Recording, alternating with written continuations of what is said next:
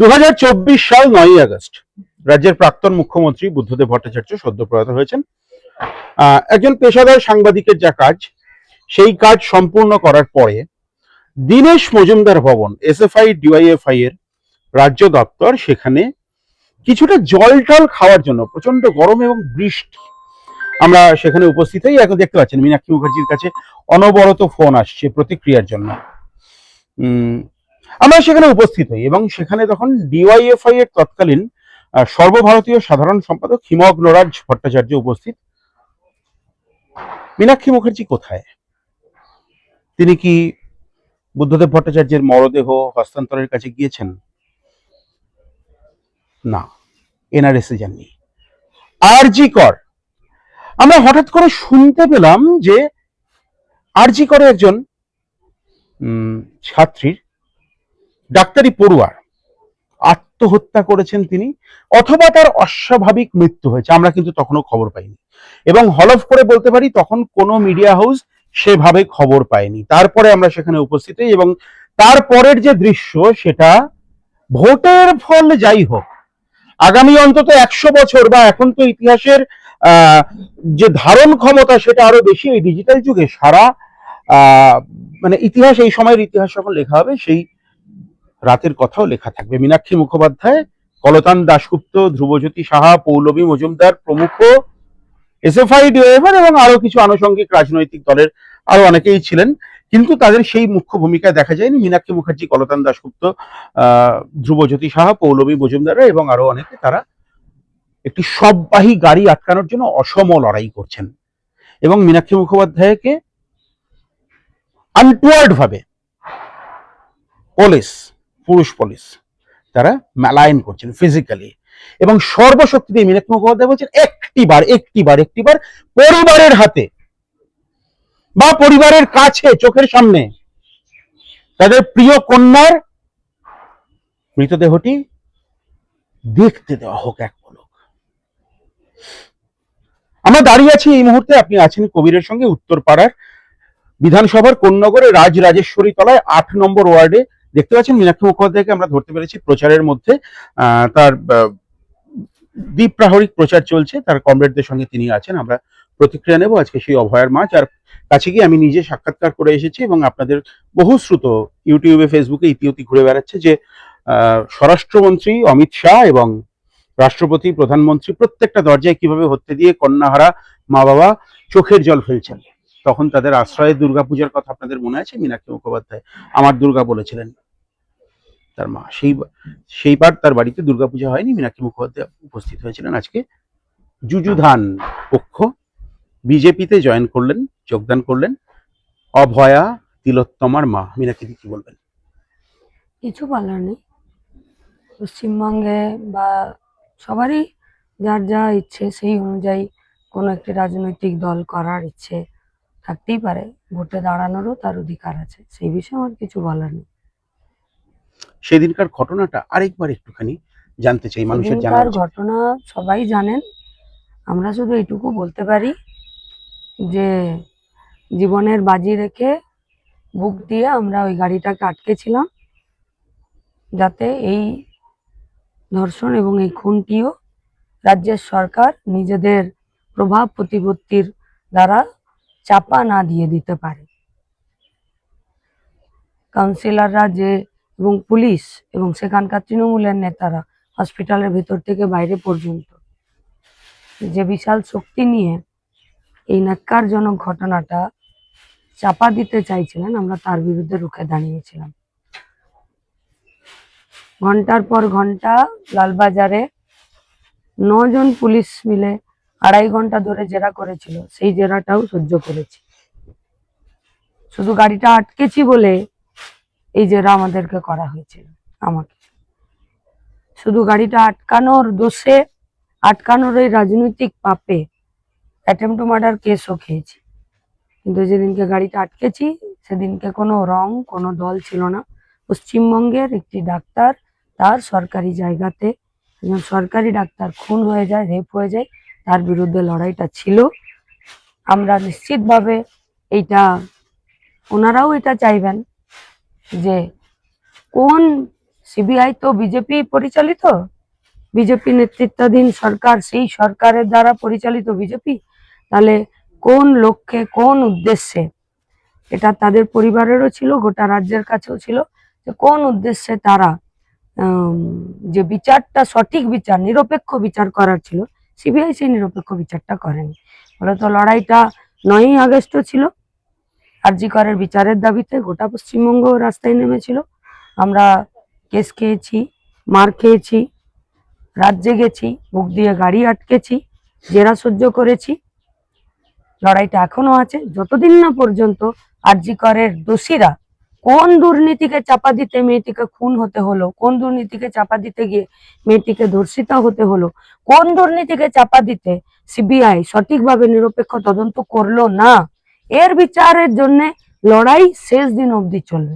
আর সেই লড়াইয়ে এক পয়সা, সেই লড়াই 1 ইঞ্চি জমি ছেড়ে দেওয়া যাবে না। মীনাক্ষী, আমার আরেকটি রাতের কথা মনে পড়ছে, সেদিনও আমি পেশাদার সাংবাদিক হিসেবে সেখানে উপস্থিত ছিলাম। 14ই আগস্ট আপনাদের ঐতিহাসিক রাত দখল, মূল রাত দখল আপনারা করেছিলেন শ্যামবাজার 5 মাথার মোড় থেকে আরজি কর হসপিটাল অব্দি। আপনাদের যে মশাল মিছিল, তারপরে সেই ঘটনা, ভাঙচুর, উন্মত্ত মব, আমি বলবো দুষ্কৃতী বাহিনী, সেই রাতের কথা আরেকবার একটুখানি দর্শকদের উদ্দেশ্যে বলুন। গোটা রাজ্যের মানুষ দেখেছে কিভাবে তৃণমূল আশ্রিত গুন্ডারা, পুলিশ পালিয়ে যায়, দৌড়ে বাথরুমে ঢুকে যায়, আর কিভাবে গুন্ডারা আরজি কর ভাঙে, গোটা রাজ্যের মানুষ দেখেছে। এবং তারপরে আমাদের গোটা রাজ্যের ছেলে মেয়েরা, তারা যেখানেই এই আরজি করের বিরুদ্ধে লড়াই করেছে, তারা সেখানে কেস খেয়েছে, জেল কেটেছে, আমরাও তাই। ফলত পশ্চিমবঙ্গে একটি বিরাট স্বাস্থ্য ব্যবস্থার দুর্নীতি, সেই দুর্নীতিকে চাপা দিতে একটি রেপ, একটি খুন, কোন দুর্নীতিকে চাপা দিতে, এটা কোন সেটিং গেম হয়ে গেল যে বিজেপি নেতৃত্বাধীন সিবিআই এর সঠিক ইনভেস্টিগেশন করে আজ পর্যন্ত দোষীকে চিহ্নিত করতে পারলো না এবং দুর্নীতিকে মানুষের সামনে নিয়ে আসতে পারলো না, তার জন্য তো লড়াইটা চলবে। মীনাক্ষী, আরএসএস প্রধান মোহন ভাগবত তিনি বলে গিয়েছিলেন, আপনার নিশ্চয়ই স্মৃতিতে আছে, রাজ্য সরকার যা যা পরিকল্পনা করছেন, যা যা তার কার্যবিধি, যা যা মোডাস অপারেন্ডি, আমরা সবসময় তার সঙ্গে আছি। কি বলবেন? হ্যাঁ, আরএসএস এবং বিজেপির আদর্শগত যা জায়গা, মেয়েদের সম্পর্কে, মেয়েদের সম্মান প্রসঙ্গে তিনি তাই বলেছেন। কোনো বাড়তি কথা, কোনো বেশি কথা বা কোনো অন্য কথা বলেননি। বিজেপির এটাই রীতি, রেপ, ধর্ষণ, খুন, এগুলোকে সবগুলোকে চাপা দিতে তৃণমূল পশ্চিমবঙ্গে যা করেছে সেটাকেই আরএসএস সমর্থন করে গেছে মোহন ভাগবত। মীনাক্ষী, আমার মনে আছে যে 10ই আগস্ট অথবা 11ই আগস্ট অকুস্থলে ভাঙচুর চালানো হয় এবং আপনারা গিয়ে সেই ভাঙচুর চালানো বন্ধ করেন। একটা ওয়াশরুম, টয়লেট ভেঙে ফেলা হচ্ছিল, আপনি, কলতান দাশগুপ্ত, ধ্রুবজ্যোতি সাহা প্রমুখ সেখানে ছুটে গিয়েছিলেন। সেদিন ঠিক কি ঘটনা ঘটছিল? সেমিনার হল ভাঙার খবর পেয়েছি, চেষ্টা করেছি গিয়ে আটকাতে, পুলিশ দাঁড়িয়েছিল, বাইরে জুনিয়র ডাক্তাররা সেখানে অবস্থান করছিলেন, তার বাইরে আমরা অবস্থান করছিলাম। খবর পেয়েছে, সাধারণ মানুষকে সঙ্গে নিয়ে গিয়ে, পুলিশকে সাথে নিয়ে আমরা বলেছি এসব ভাঙাভুঙি বন্ধ করতে হবে। প্রমাণ, তথ্য প্রমাণ লোপাট করতে চেয়েছে, আমরা বিচার করতে চেয়েছিলাম, বিচার দেওয়ানোর দাবিতে লড়াই করতে চেয়েছিলাম। সেই লড়াইটা আজও থাকবে, সেই লড়াইটা চলবে।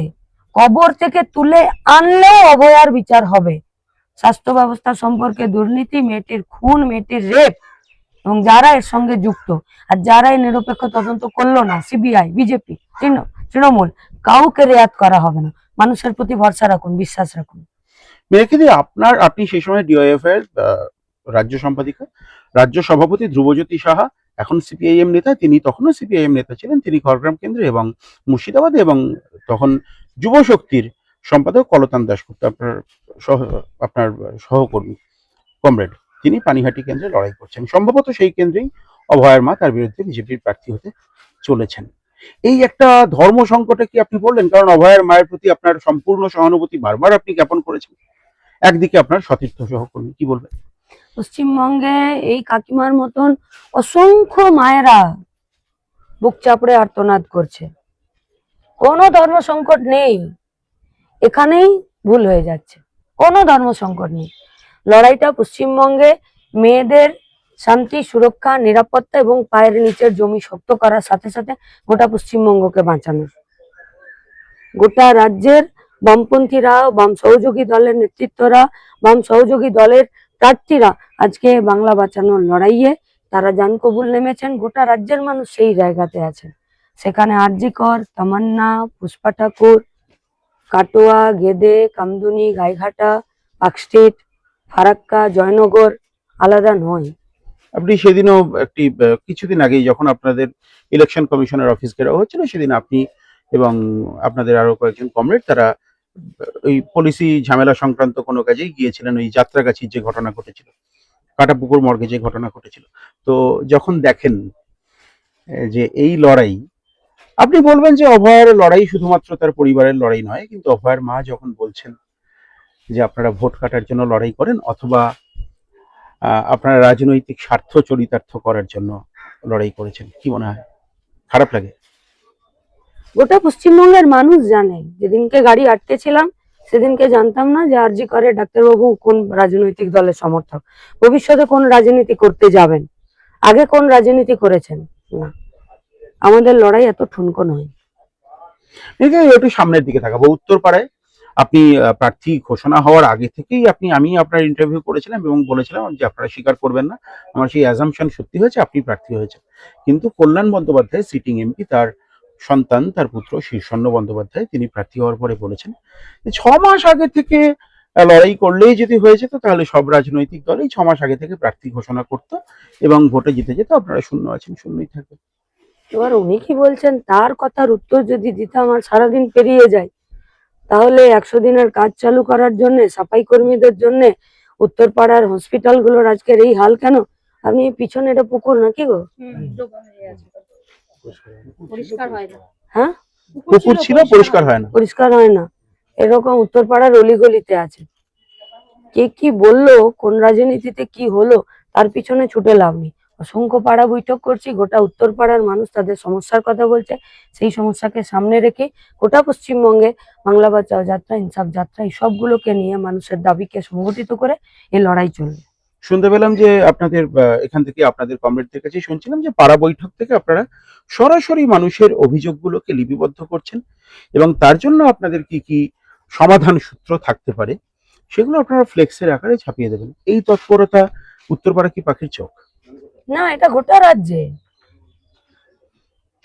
বাংলা বাঁচাও যাত্রা, ইনসাফ যাত্রা, তারপর প্রথমে ইনসাফ যাত্রা, তারপর বাংলা বাঁচাও যাত্রা, তারপরে আমাদের পাড়া বৈঠক। এটা উত্তরপাড়ার জন্য নয়, গোটা পশ্চিমবঙ্গে আমরা বাংলা বাঁচাতে নেমেছি। উত্তরপাড়া না বাঁচলে বাংলা বাঁচবে না, আর বাংলা না বাঁচলে উত্তরপাড়া বাঁচবে না, বাংলা না বাঁচলে আমি আপনিও বাঁচবো না। ইস্তেহার মানে কি?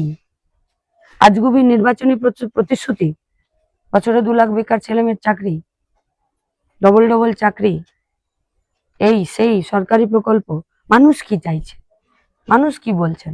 আচ্ছা, মানুষ কি আমাদেরকে শুধু সমস্যার কথা বলেছেন? না, মানুষ সমস্যার সাথে সমাধানের রাস্তাও বলেছেন।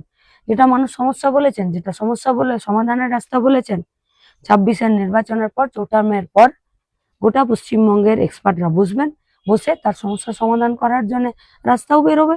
আর মানুষ সেই রাস্তা দেখিয়ে দিয়েছে, সমস্যা বলে সমাধান বলে, তার উপরে কাজ হবে। সেই কাজ নিয়ে আমরা নেমেছি, দাবি ইস্তেহার তাই হয়। স্বাস্থ্য ব্যবস্থা নিয়ে কথা হচ্ছিল এখানে, আমাদের কাছে যতটুকু খবর আমরা খবর পাচ্ছি, এখানে মাতৃসদন হসপিটাল রয়েছে, অত্যন্ত বিখ্যাত মহামায়া হসপিটাল। এই হসপিটালগুলি মূলত পৌরসভা পরিচালনা করতে এবং এখন বেসরকারীকরণ হয়ে গিয়েছে সেগুলো। এবং খুব সিরিয়াস সমস্যা হচ্ছে, অভিযোগ পাওয়া যাচ্ছে, সত্যি মিথ্যা এখনো পর্যন্ত জানি না, অভিযোগ যদি সত্যি হয়ে থাকে গুরুতর, যে সেখানে স্বাস্থ্যসাথীর কার্ড গৃহীত হয় না। কি বলবেন? 2 টাকার টিকিট 100 টাকা হয়ে গেছে। স্বাস্থ্যসাথী পরে, আমারই সরকারি হসপিটাল, আমার কাছ থেকে 5 লাখ টাকা, সরকারের কাছ থেকে 5 লাখ টাকা নিয়ে ট্রিটমেন্ট করবে? এটা কি ধরনের ব্যবস্থা? কি ধরনের ব্যবস্থা এটা? সরকার স্বাস্থ্যসাথী কার্ডে আপনাকে 5 লক্ষ টাকা দিচ্ছে, তাই তো, ক্যাশলেস ট্রিটমেন্ট। কিন্তু টাকা তো আছে, 5 লাখ টাকার বিল তো হচ্ছে। তাহলে সরকার আমাকে টাকা দিচ্ছে, সেই টাকা দিয়েই সরকারি হসপিটালে ট্রিটমেন্ট হবে? সরকারকে ফিস দিয়ে সরকারি হসপিটালে ট্রিটমেন্ট করবে? মানে আপনি ঘুরিয়ে দুর্নীতির অভিযোগ করছেন। দুর্নীতি না, এটা কি নীতি কে জানে? এটা বোগাস নীতি, এটা দুর্নীতি। মীনাক্ষী মুখোপাধ্যায়ের দলের নীতি কি হবে? 2 টাকার টিকিটে পশ্চিমবঙ্গে হেলথ সেন্টারে, হসপিটালে, পিজিতে ট্রিটমেন্ট হয়েছে।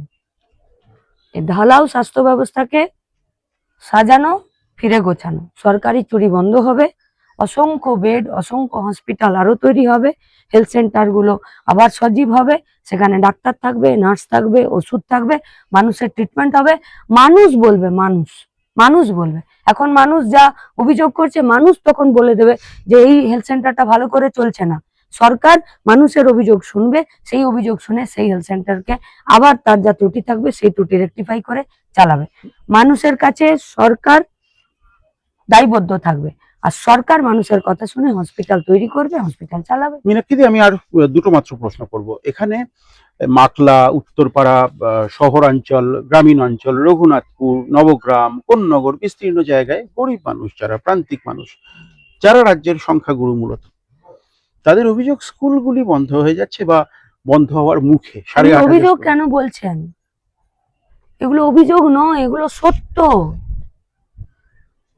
একটাও অভিযোগ নয়। অভিযোগ হলে তার সত্য মিথ্যা প্রমাণ করতে হয়। এগুলো সত্যি কথা। সরকার কোনো রকম ব্যবস্থা নেয়নি স্কুলগুলোকে চালানোর। সরকারের কোনো রকমের প্রোগ্রাম প্ল্যানিং নেই বাচ্চাদেরকে সরকারি স্কুলমুখী করা। বেসরকারি স্কুলের লুট অব্যাহত, সরকারি স্কুলের পঠন পাঠনের ব্যবস্থা তলানিতে। আমরা সরকারি স্কুলগুলোকে বাঁচাবো বেসরকারি লুটের হাত থেকে, পশ্চিমবঙ্গের অভিভাবকদেরকে বাঁচাতে এবং সরকারি শিক্ষা ব্যবস্থাকে মাথা তুলে দাঁড় করাতে। মীনাক্ষীদি, আমার একেবারে শেষ প্রশ্ন, অত্যন্ত উদ্বেগের সঙ্গে আমরা লক্ষ্য করেছি, অত্যন্ত খারাপ লাগা, যে গত 2-3 মাসের মধ্যে উত্তরপাড়া বিধানসভা কেন্দ্রের মধ্যে 3টি ভয়াবহ ধর্ষণের ঘটনা ঘটে গিয়েছে।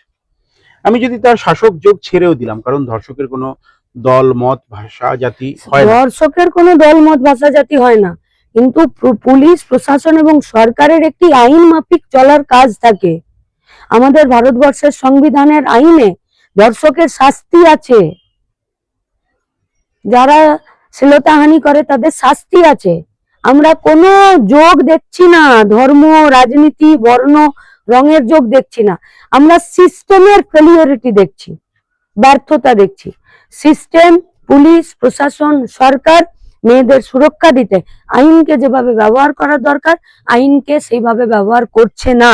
তার কারণ যদি এটা হয় যে না, তৃণমূলের সরকার আছে, তৃণমূলেই রেপ করেছে বলে, তৃণমূলের যোগ আছে বলে তাকে ধরবো না, আসলে আইন অনুযায়ী কাজ করছে না।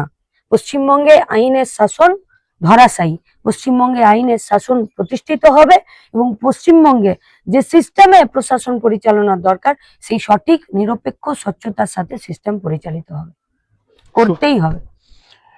মীনাক্ষী মুখোপাধ্যায় সকাল থেকে প্রচার করছেন, তার কমরেডরা যাদেরকে পিছনে দেখছেন, সামনে আরো অসংখ্য মানুষ দাঁড়িয়ে আছেন, তারা প্রার্থীকে নিয়ে বাড়ি বাড়ি ডোর টু ডোর ক্যাম্পেইন করছেন। তার কিছু ঝলক, স্নিপেট আপনারা আমার ইউটিউব চ্যানেলেও দেখতে পাবেন। সূর্য অস্ত যাচ্ছে পশ্চিম আকাশে, এর ইঙ্গিত কি?